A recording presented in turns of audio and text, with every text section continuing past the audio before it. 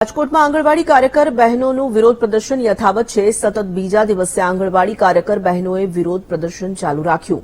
માનદ નહીં પણ લઘુત્તમ વેતન આપી કાયમી કરવા માટે આંગણવાડી કર્મચારીઓ દ્વારા માંગ કરાઈ। અમારી માંગણી પૂરી કરો નહીં તો ખુરશી ખાલી કરો। આંગણવાડી બહેનોએ આવા નારા પણ લગાવ્યા। આંગણવાડી બહેનોને આપેલો સરકારી મોબાઈલ શોભાના ગાંઠિયા સમાન હોવાનો આક્ષેપ પણ કરવામાં આવ્યો। પડતર માંગણીઓ નહીં સંતોષાય તો ઉગ્ર આંદોલન કરવાની ચીમકી પણ ઉચ્ચારી છે।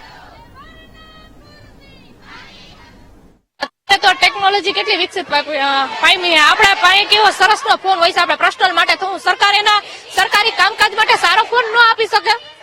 આપી જ શકે ને।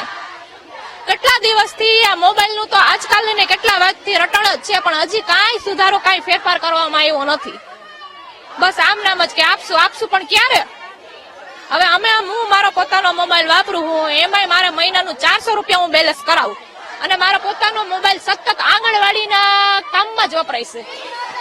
એના કામ ઓછામાં ઓછો કે સ્માર્ટફોન કે એવો હોય વ્યવસ્થિત ફોન તો હાલી શકે, નહીતર આમાં મોબાઈલની કામગીરી અમારે કેવી રીતે પૂરી કરવાની? અને રોજના નિયમ આવતા જાય છે, એમાં મોબાઈલની કામગીરી જ વધતી જાય છે। અત્યારે તો ટેકનોલોજી કેટલી વિકસિત પામી આપણા પાસે કેવો સરસનો ફોન હોય છે। આપણે પર્સનલ માટે તો સરકાર એના સરકારી કામકાજ માટે સારો ફોન ન આપી શકે? આપી જ શકે ને। કેટલા દિવસથી આ મોબાઈલનું તો આજકાલ ને કેટલા વાતથી રટણ જ છે, પણ હજી કાંઈ સુધારો કાંઈ ફેરફાર કરવામાં આવ્યો નથી। બસ આમ નામ જ કે આપશું પણ ક્યારે? હવે હું મારો પોતાનો મોબાઈલ વાપરું હું, એમાંય મારે મહિનાનું 400 રૂપિયા હું બેલેન્સ કરાવું અને મારો પોતાનો મોબાઈલ સતત આંગણવાડીના કામમાં જ વપરાય છે। એના કામ ઓછામાં ઓછો કે સ્માર્ટફોન કે એવો હોય વ્યવસ્થિત ફોન તો હાલી શકે, નહીતર આમાં મોબાઈલની કામગીરી અમારે કેવી રીતે પૂરી કરવાની? અને રોજના નિયમ આવતા જાય છે, એમાં મોબાઈલની કામગીરી જ વધતી। આજે આ બીજા દિવસની હડતાલ છે, જેમાં પડાવ સ્વરૂપે છે। હવે અમે રેલી કરશું।